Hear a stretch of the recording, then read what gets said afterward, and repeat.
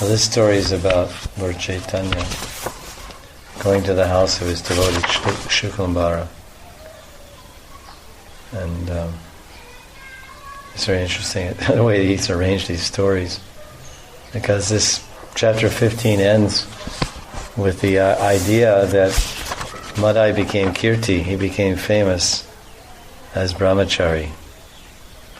He got the name Brahmachari, which is kind of ironic, because he was breaking all the four regular principles for so many years, and now he's a Paka Brahmachari. It sounds like the Gopal Tapani Upanishad, when the gopis, they say that Krishna says he's a Brahmachari, Krishna Brahmachari. That's how they cross the Jamuna in order to go to Durvasa Muni's ashram, by saying that Krishna is a Brahmachari. Then the Jamuna became very shallow, they could walk across. So that's the story ends, chapter 15 ends with Madhavananda becoming famous as Brahmachari, and chapter 15 is all about, chapter 16 is all about Shuklambara Brahmachari. His title was Shuklambara Brahmachari, because most of Lord Chaitanya's associates were actually married. They were grihastas, and at least in Mayapur.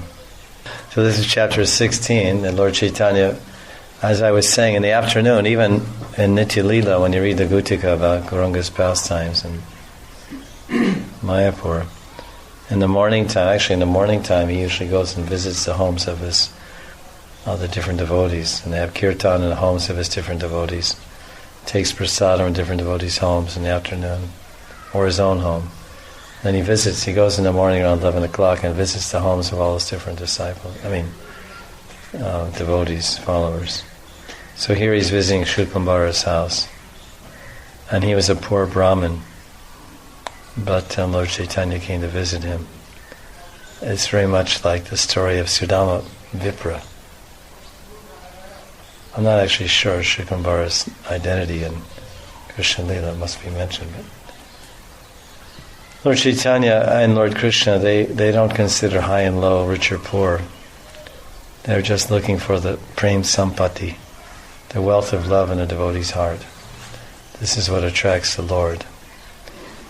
Although he has the six opulences, Sadeshvarya Purna, which make him all attractive.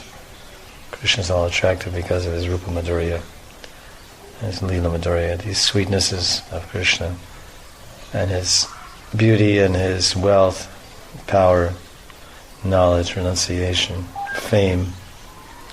But that's Krishna's beauty, and that makes him attractive, and that makes him Bhagyavan.